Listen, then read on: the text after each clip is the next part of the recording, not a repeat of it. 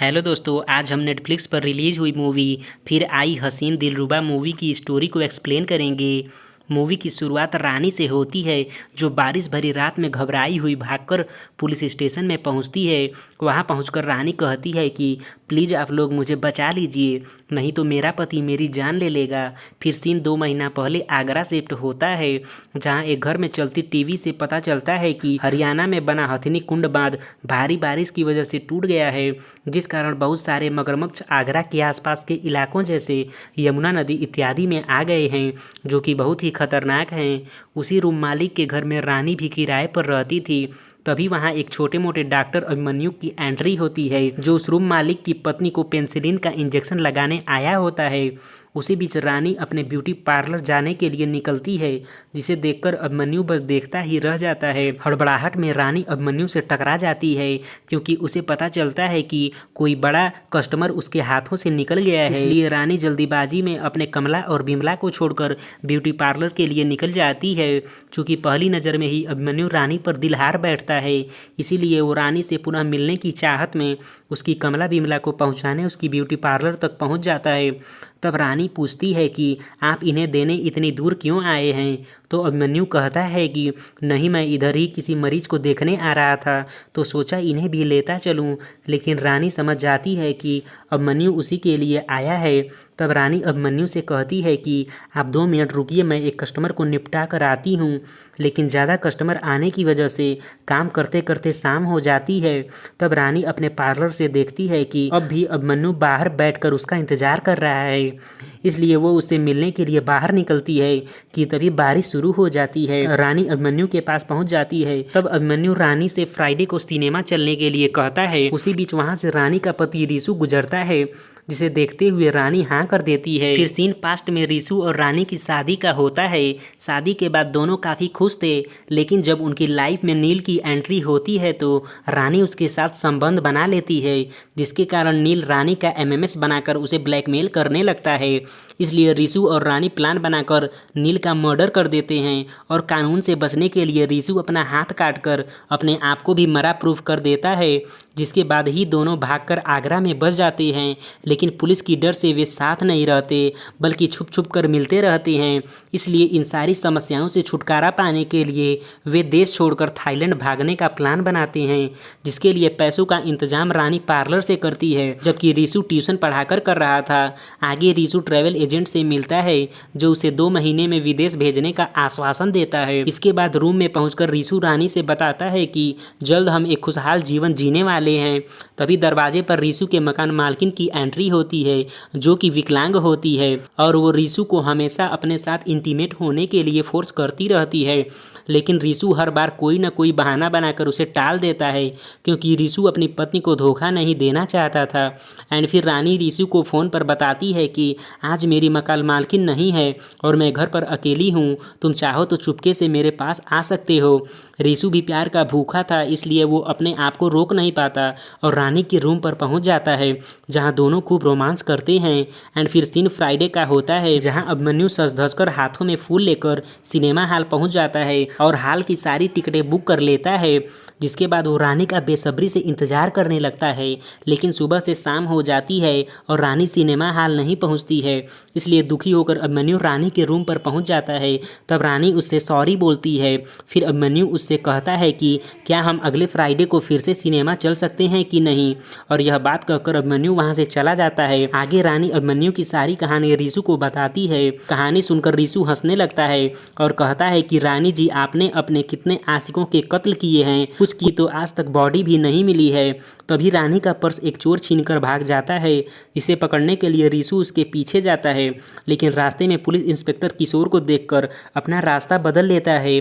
फिर police inspector रानी का purse ढूंढकर रानी के रूम तक देने पहुंच जाते हैं, जहां वो रानी को देखकर कहता है कि रानी जी, मैंने भी उस पंडित जी की किताब पढ़ी है और मुझे पता चल चुका है कि रीशु अब भी जिंदा है। ये बात सुनकर रानी डर जाती है और सारी बात रीशु को बताती है, जिसे सुनकर रीशु कहता है कि डरो डरो मत, सब ठीक हो जाएगा। लेकिन हाँ, आगे शायद पुलिस वाले तुम्हें पूछताछ के लिए बुला सकते हैं। और होता भी ऐसा ही है। अगले दिन रानी को पुलिस स्टेशन बुलाया जाता है, जहाँ रानी को पता चलता है कि अब ये केस मोंटू सर इन्वेस्टिगेट करेंगे, जो कि उसके पुराने मरे आशिक नील के चाचा हैं। आगे पूछताछ के दौरान मोंटू सर कहते हैं कि रानी, ये केस अब पर्सनल हो गया है और मुझे पता है कि रिशु भी जिंदा है, लेकिन जल्द ही मैं उसे पकड़ लूँगा। एंड फिर रानी वहाँ से निकल जाती है, जिसके बाद पुलिस वाले पहले ट्रैवल एजेंट को पकड़ लेते हैं और बाद में मोंटू सर अपनी टीम को रिशु का फोटो देखकर रानी के रूम के एरिया में पता लगाने को कहते हैं, जहाँ पुलिस वाले पूछते पूछते रिशु के मकान मालकिन के पास पहुँच जाते हैं, लेकिन वो साफ मना कर देती है कि मैं इस व्यक्ति को नहीं पहचानती हूँ। पुलिस वालों के जाने के बाद वो रिशु के रूम में जाती है और रिशु से कहती है कि मैंने पुलिस वालों से तुम्हें बचाया है, बदले में तुम्हें भी मेरी भूख मिटानी होगी। अब रिशु बेचारा इसके लिए मान जाता है। आगे दिखाया जाता है कि रिशु और रानी चोर पुलिस के खेल से एकदम तंग आ चुके हैं, इसलिए रिशु फैसला करता है कि वो मोंटू सर के सामने सरेंडर कर देगा। तब रानी उससे कहती है कि हम दोनों के बचने का एक मस्त प्लान है, मैं तुम्हें बचाने के लिए अभिमन्यु से शादी कर लूँगी, जिस कारण पुलिस वालों का ध्यान तुम्हारे ऊपर से हट जाएगा और तुम बच जाओगे। लेकिन रिशु ऐसा करने से रानी को मना करता है, लेकिन रानी रिशु को मना लेती है और अगले दिन फ्राइडे की शाम रॉयल सिनेमा के बाहर अभिमन्यु से मिलकर उसे शादी का ऑफर देती है, जिससे अभिमन्यु एकदम खुश हो जाता है। फिर सीन रानी और अभिमन्यु की शादी का होता है, जहां रिशु एक बैंड वाले के रूप में पहुंचता है। चूँकि पुलिस वालों को शक था कि रानी की शादी में रिशु जरूर आएगा, इसलिए वो रिशु की ताक में लगे हुए थे। आगे फिर अभिमन्यु की सुहागरात का सीन होता है, जहां अभिमन्यु रानी के करीब आने की कोशिश करता है, लेकिन रानी उसे कहती है कि अभी मैं इसके लिए रेडी नहीं हूं। चूँकि अभिमन्यु रानी से बहुत प्यार करता था, इसलिए वो रानी की बात मान जाता है। आगे अभिमन्यु रानी का बहुत अच्छे से देखभाल करता है, क्योंकि वो रानी को उसकी मर्जी से ही अपनाना चाहता था। आगे सीन रिशु की मकान मालकिन का होता है, जो रिशु से कहती है कि अगर तुम मेरे साथ इंटीमेट नहीं होगे तो मैं तुम्हारे बारे में पुलिस को सब कुछ बता दूंगी। एंड फिर रिशु को किस करने लगती है, तभी रानी भी वहाँ पहुँच जाती है और यह सब देखकर रानी काफ़ी दुखी होती है। उसे लगता है कि रिशु उसे धोखा दे रहा है और फिर अपने रूम पर पहुंचकर रात में जमकर ड्रिंक करती है। उसी बीच वहां अभिमन्यु आ जाता है और रानी से ज़्यादा पीने की वजह पूछने लगता है। तब रानी दारू के नशे में अभिमन्यु से रिशु के बारे में और उस लड़की के बारे में सब कुछ बता देती है। तब अगले दिन जगते ही अभिमन्यु रानी से कहता है कि वो रिशु से मिलना चाहता है। फिर सीन एक मेले का होता है, जहां झूले पर तीनों की मुलाकात होती है। अभिमन्यु रिशु से कहता है कि मैं तुम दोनों की विदेश जाने में पूरी मदद करूंगा, जिस पर रिशु उससे पूछता है कि तुम हमारी मदद क्यों कर रहे हो। तब अभिमन्यु कहता है कि मैं रानी से बेशुमार प्यार करता हूँ और मुझे कहीं ना कहीं लगता है कि जब रानी का मन तुमसे भर जाएगा तो वो मेरे पास ज़रूर आएगी, जिसे सुनकर रिशु थोड़ा सा गुस्सा हो जाता है। अब आगे अभिमन्यु रिशु को अपने पुराने क्लिनिक में रहने की जगह देता है। तभी उसी जगह पर रिशु की मकान मालकिन पहुंच जाती है, जिसे देखकर रिशु शॉक हो जाता है और वो कहती है कि मेरा हिसाब किताब अभी अधूरा है, इसलिए मैं तुम्हारा पीछा कर रही हूँ। जिसे सुनकर रिशु उसे एक किस करता है और कहता है कि तुम यहाँ से चली जाओ, मैं 2 दिन बाद तुमसे मिलूंगा। जिसके बाद अभिमन्यु का दोस्त लल्लन वहाँ आता है, जो रिशु से अभिमन्यु के बारे में पूछ कर चला जाता है।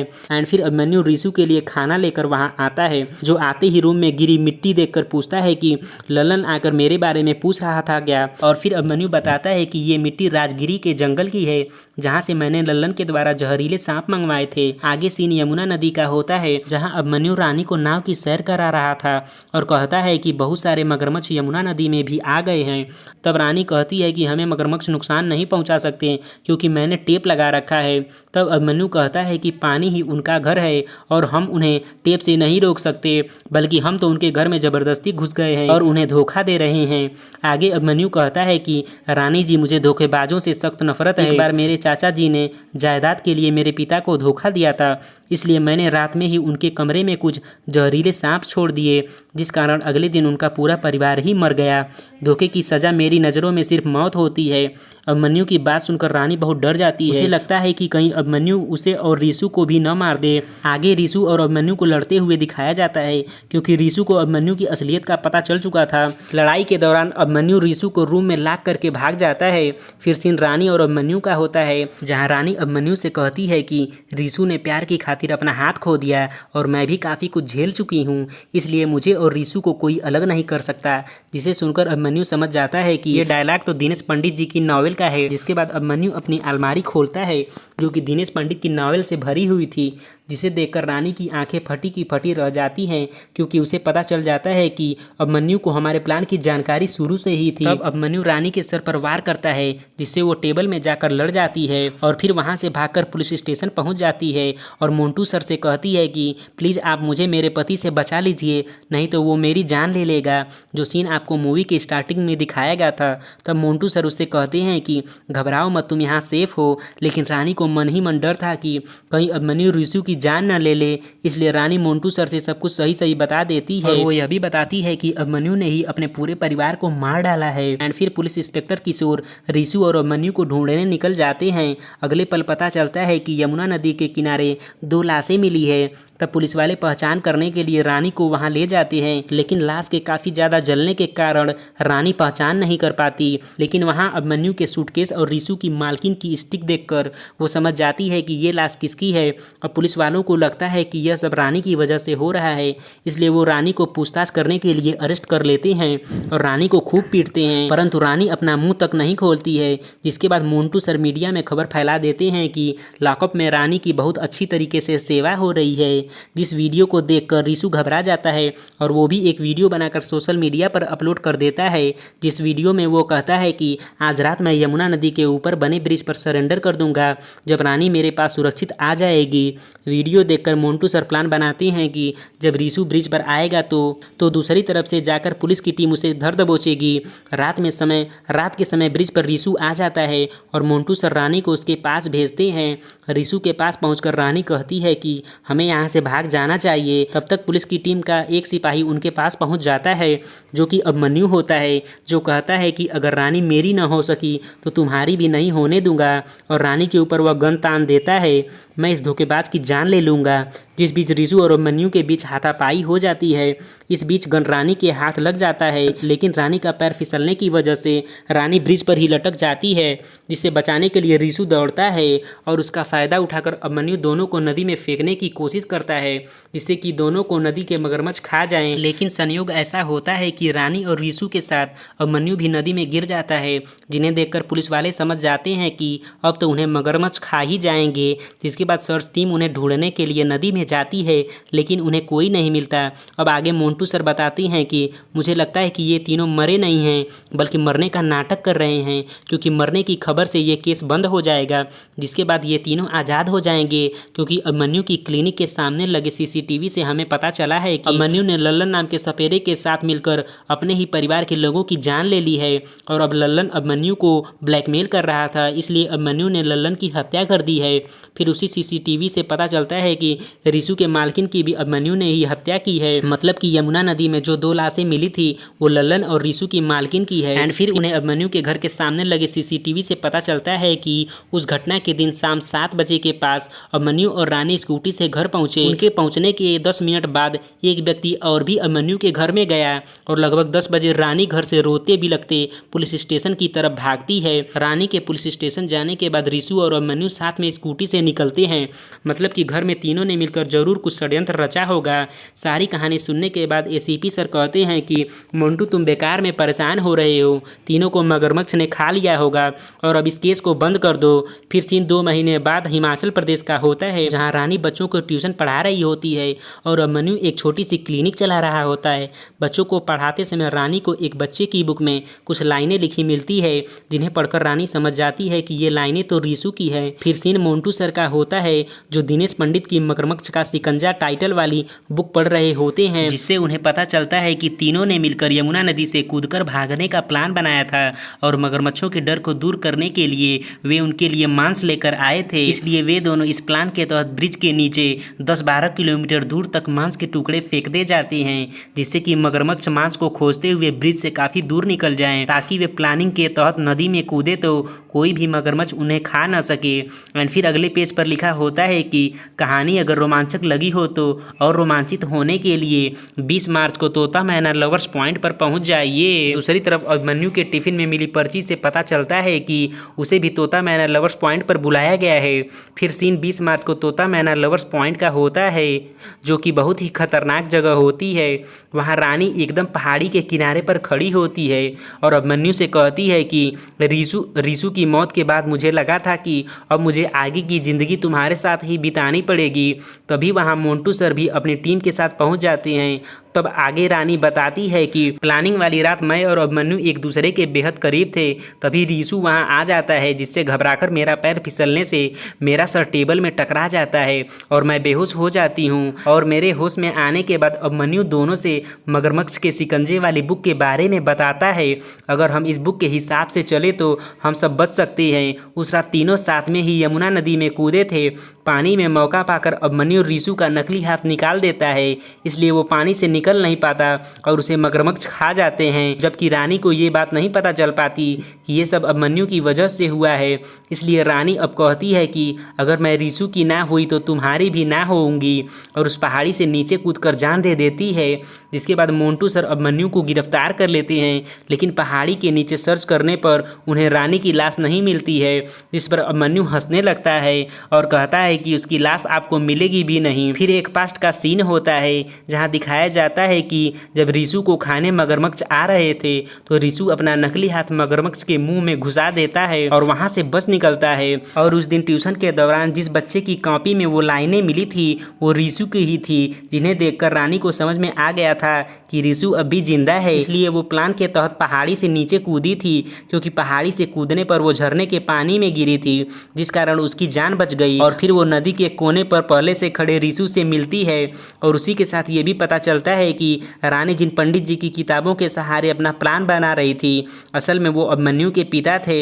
इसके बाद मोंटू सर फ्लाइट से लेकर अभिमन्यु को चले जाती हैं। दूसरी तरफ रानी और रीसू अपनी ज़िंदगी अच्छे से जी रहे होते हैं और मूवी यहीं पर ख़त्म हो जाती है। धन्यवाद।